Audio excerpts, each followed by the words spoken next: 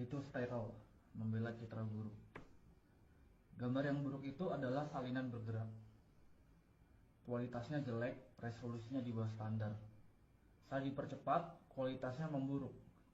Itu adalah bayangan gambar, pratinjau, gambar bini, ide yang keliru, gambar keliling yang didistribusi secara gratis, diperas melalui koneksi digital yang lambat, dikompresi, direproduksi, dirobek, diremix, serta disalin dan ditempel ke saluran distribusi lain.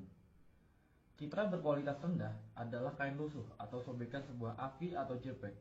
Kaum proletar rendahan dalam masyarakat kelas penampilan yang diberi peringkat dan dinilai berdasarkan resolusinya.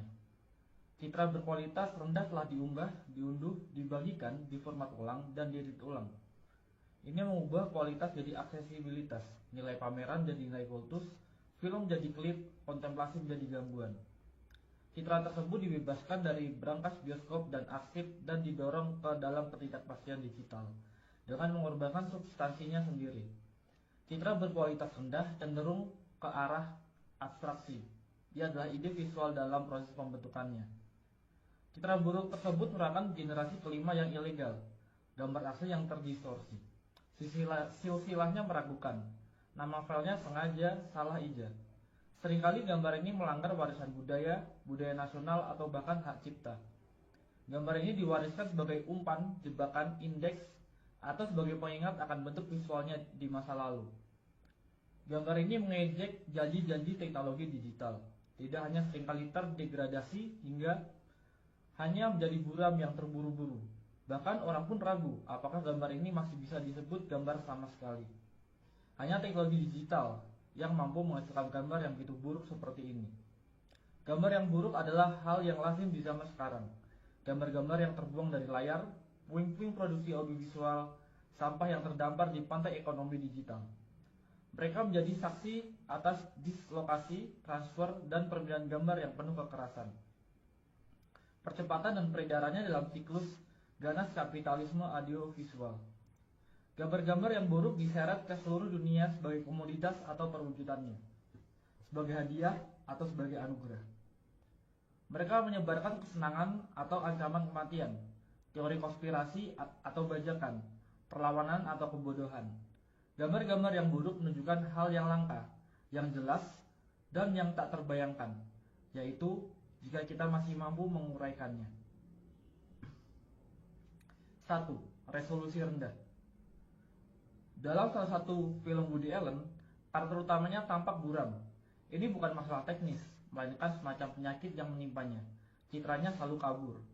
Karena karakter Allen adalah seorang aktor, ini menjadi masalah besar. Ia tidak dapat menemukan pekerjaan. Kurangnya kejelasan citranya berubah menjadi masalah misteri. Kejernihan diidentifikasi sebagai posisi kelas, posisi yang nyaman dan istimewa. Sementara keburaman menunjukkan nilai seseorang sebagai sebuah citra. Namun, hierarki gambar kontemporer tidak hanya didasarkan pada ketajaman, tetapi juga dan terutama pada resolusi. Lihat saja toko elektronik manapun dan sistem ini, yang dijelaskan oleh Harun Faroki dalam sebuah wawancaranya yang penting tahun 2007 menjadi sangat jelas. Dalam masyarakat gambar, peran sebagai toko unggulan. Di toko unggulan, sinema mengambil produk-produk kelas atas dipasarkan dalam lingkungan yang mewah. Turunan yang lebih terjangkau dari gambar yang sama beredar sebagai DVD, di televisi siaran atau daring, sebagai bentuk yang berkualitas buruk. Jelas, gambar beresolusi tinggi terlihat lebih cemerlang dan mengesankan, lebih mimikri dan magis, lebih menakutkan dan menggoda daripada gambar yang buruk. Bisa dibilang, gambar beresolusi tinggi lebih kaya. Kini, bahkan format konsumen pun semakin beradaptasi dengan selera para pecinta film dan penikmat estetika yang bersikeras menggunakan film 35 mm sebagai jaminan visualitas yang murni. Penekanan pada film analog sebagai satu-satunya media yang penting secara visual bergema di seluruh wacana tentang sinema, hampir tanpa mempedulikan nuansa ideologisnya. Tidak pernah menjadi masalah bahwa ekonomi produksi film kelas atas ini dan masih berakar kuat dalam sistem budaya nasional, produksi studio kapitalis, kultus kejeniusan yang sebagian besar laki-laki dan versi asli dan karenanya seringkali konservatif dalam struktur dasarnya. Resolusi diagungkan seolah-olah ketiadaannya sama dengan pengibirian sang pengarang. Pemujaan terhadap ukuran film mendominasi bahkan produksi film independen. Citra yang kaya tersebut menciptakan hierarki tersendiri dengan teknologi baru yang menawarkan semakin banyak kemungkinan untuk secara kreatif merusak citra tersebut. 2. Kebangkitan sebagai gambaran yang buruk. Namun, bersikeras pada penggunaan gambar yang kaya juga memiliki konsekuensi yang lebih serius. Seorang pembicara dalam konferensi esai film baru-baru ini menolak untuk menampilkan cuplikan dari karya Humphrey Jennings karena tidak tersedia proyektor film yang memadai. Meskipun pembicara memiliki pemutar DVD dan proyektor video standar, para hadirin dibiarkan membayangkan seperti apa tampilan gambar-gambar tersebut. Dalam kasus ini, ketidakjelasan gambar tersebut disebabkan oleh kurang lebih bersifat sukarela dan berdasarkan premis estetika. Tetapi hal ini menjadi padanan yang jauh lebih umum berdasarkan konsekuensi kebijakan neoliberal.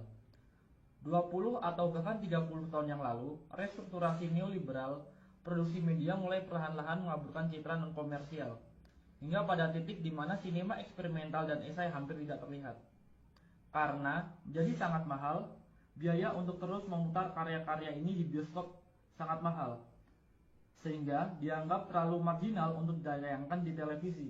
Dengan demikian, karya-karya tersebut perlahan menghilang bukan hanya dari bioskop, tetapi juga dari ruang publik. Esai video dan film eksperimental sebagian besar tetap tidak terlihat kecuali beberapa pemutaran langka di Museum Film Metropolitan atau klub film yang diproyeksikan dalam resolusi aslinya sebelum menghilang lagi ke dalam kegelapan arsip.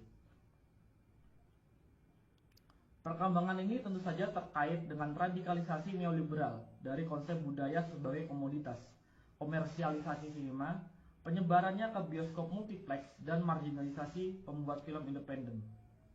Hal ini juga terkait dengan restrukturasi industri media global dan pembentukan monopoli alas audiovisual di negara atau wilayah tertentu.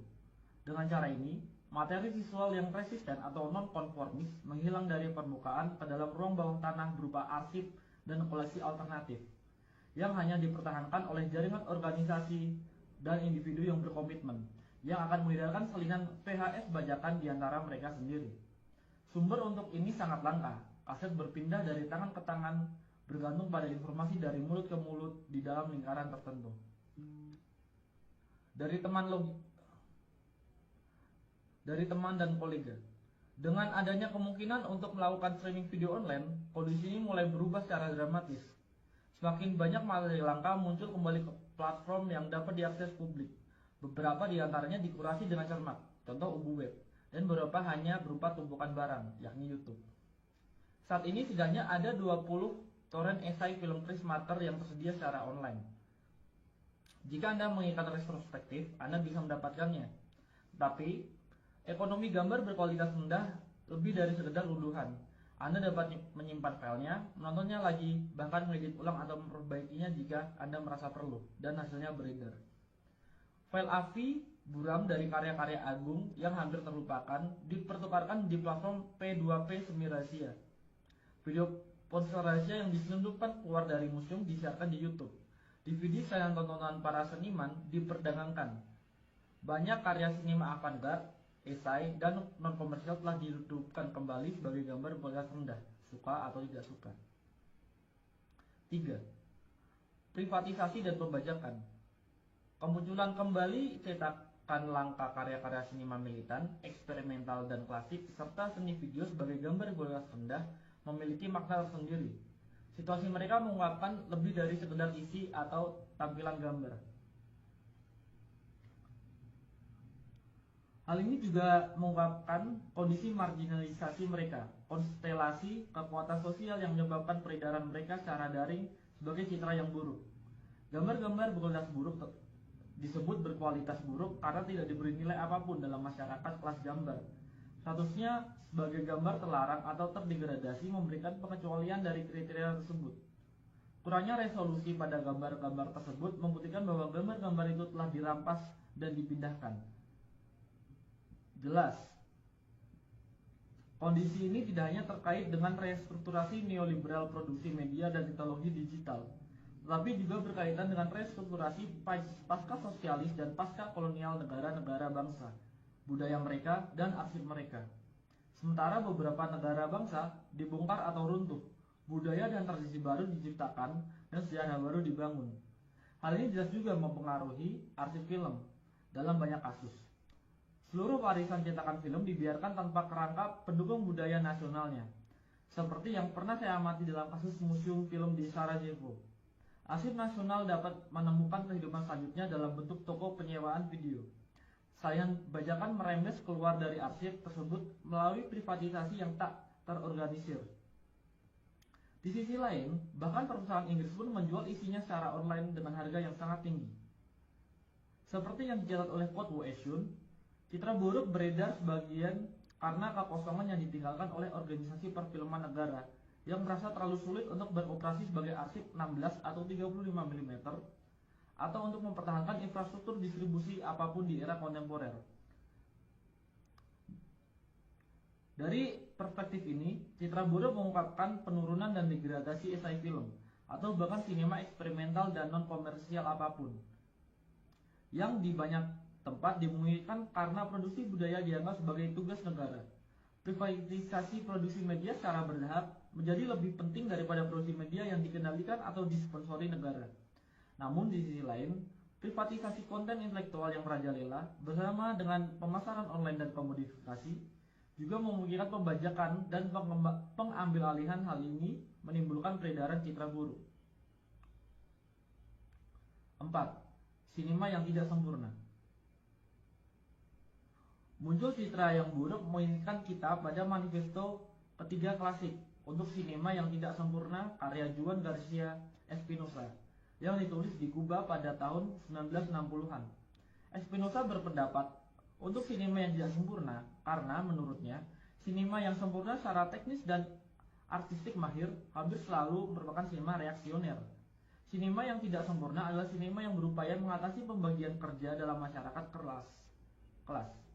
Ia menghubungkan seni dengan kehidupan dan sains, membuka perbedaan antara konsumen dan produsen, penonton dan pengarang. Ia bersikeras pada identitasnya sendiri. Ketidaksempurnaan populer tapi bukan konsumerisme dilakukan tanpa menjadi birokratis. Dalam manifestonya, Espinosa juga merefleksikan janji-janji media baru. Ia dengan jelas memprediksi bahwa perkembangan teknologi video akan membahayakan posisi elitis para pembuat film tradisional dan memungkinkan semacam produksi film massal, seni rakyat.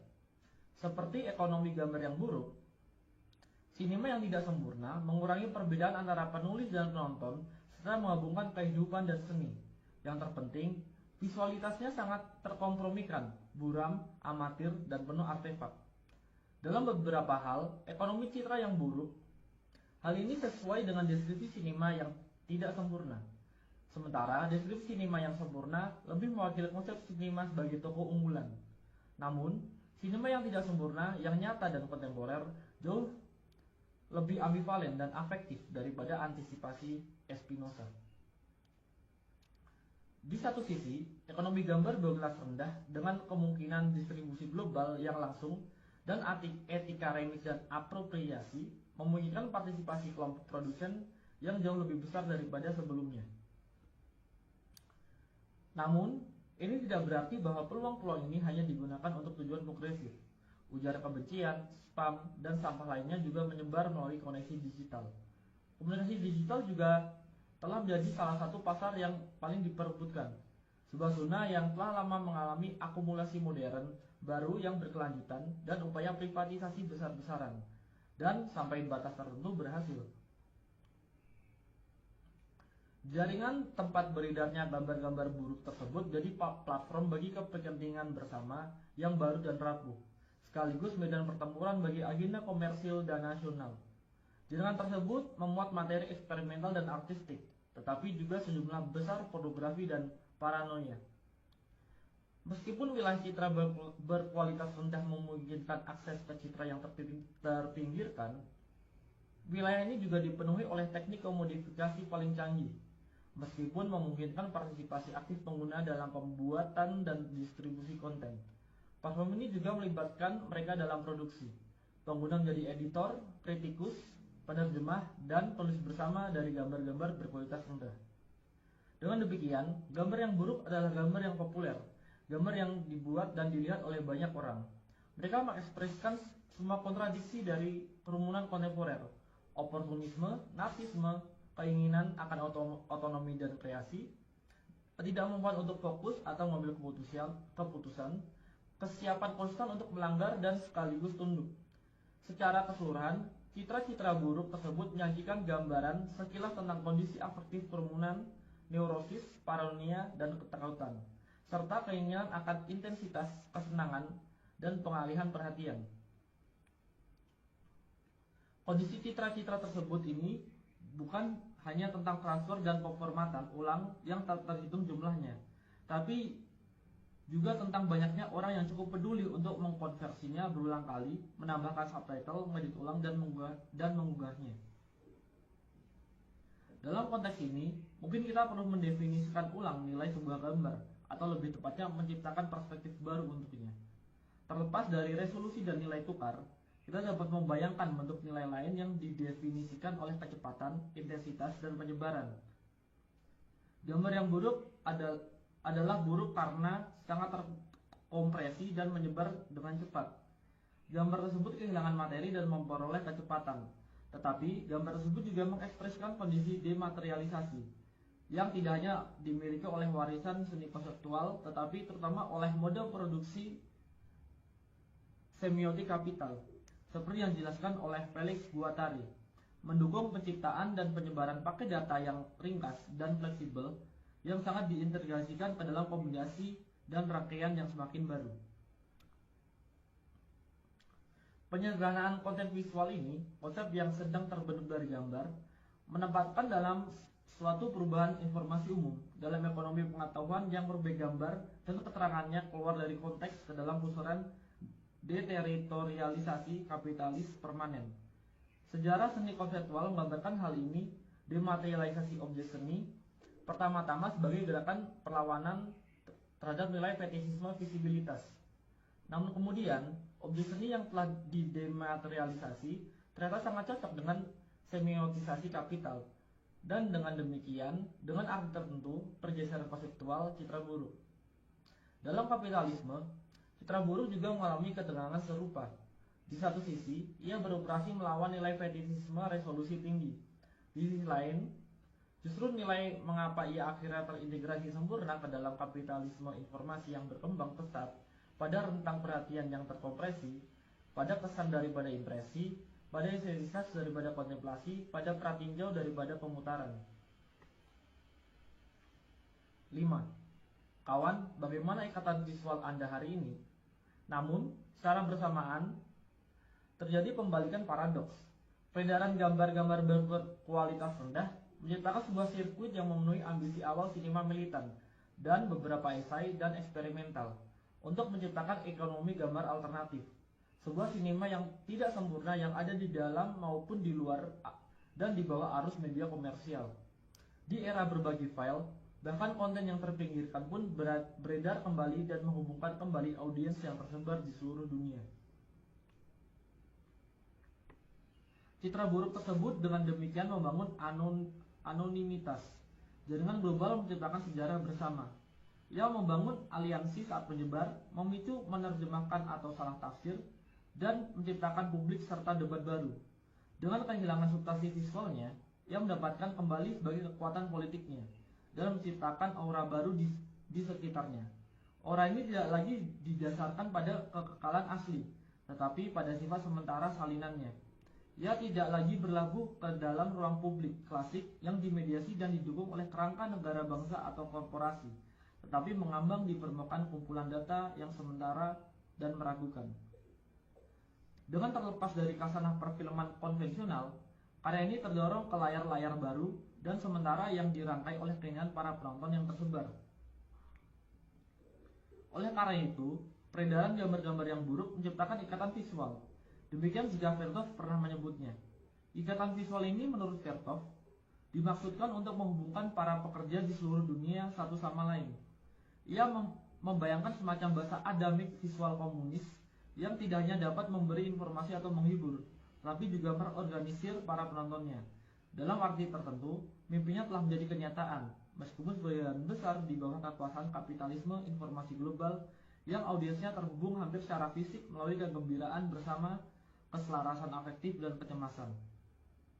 Namun, ada juga peredaran dan produksi gambar berkualitas rendah yang dihasilkan oleh kamera ponsel, komputer rumahan, dan bentuk distribusi yang tidak konvensional. Koneksi optiknya, penyusunan kolektif sebagai file atau sirkuit distribusi akar rumput, mengungkapkan hubungan yang tidak menentu dan kebetulan antara para produsen dimanapun yang secara bersamaan membentuk audiens yang tersebar. Peredaran gambar-gambar berkualitas buruk memicu baik jalur perakitan media kapitalis maupun ekonomi audiovisual alternatif. Selain banyak kebingungan dan penyeranan, hal ini juga berpotensi menciptakan gerakan pemikiran dan pengaruh yang mengganggu. Peredaran gambar berkualitas rendah dengan demikian memulai babak lain dalam dianologi histori sirkuit informasi nonkonformis, ikatan visual vertor, pedagogi pekerja internasionalis yang dijelaskan oleh Peter Weiss dalam The Aesthetic of Resistance, sirkuit sinema ketiga, dan trikontinentalisme, pembuatan film dan pemikirnya yang tidak berpihak. Gambar berkualitas rendah, betapapun ambivalennya statusnya, dengan demikian mengambil tempat dalam dianologi pamflet yang disalin karbon, film agitprop kereta api, majalah video bawah tanah, dan materi nonkonformis lainnya, yang secara estetika sering menggunakan materi berkualitas rendah. Selain itu, hal ini juga mengaktualisasikan kembali banyak gagasan historis yang terkait dengan sirkuit-sirkuit ini, antara lain gagasan Vertov tentang ikatan visual. Bayangkan seseorang di masa lalu dengan baret bertanya kepada Anda, "Kawan, apa ikatan visual Anda hari ini?" Anda mungkin menjawab, "Ini adalah tautan ke masa kini." 6. Sekarang citra buruk tersebut mewujudkan nasib setelah kematian banyak mahakarya sinema dan seni video di masa lalu. Karya-karya tersebut telah diusir dari surga terlindungi yang tampaknya pernah menjadi milik sinema. Setelah dikeluarkannya dari arena budaya nasional yang terlindungi dan seringkali proteksionis, dibuang dari peredaran komersial, karya-karya ini menjadi pengembara di tanah tak bertuan digital, terus-menerus mengubah resolusi dan formatnya, kecepatan dan medianya, bahkan terkadang kehilangan nama dan kredit di sepanjang jalan. Sekarang banyak dari karya-karya ini kembali sebagai gambar yang buruk, saya akui.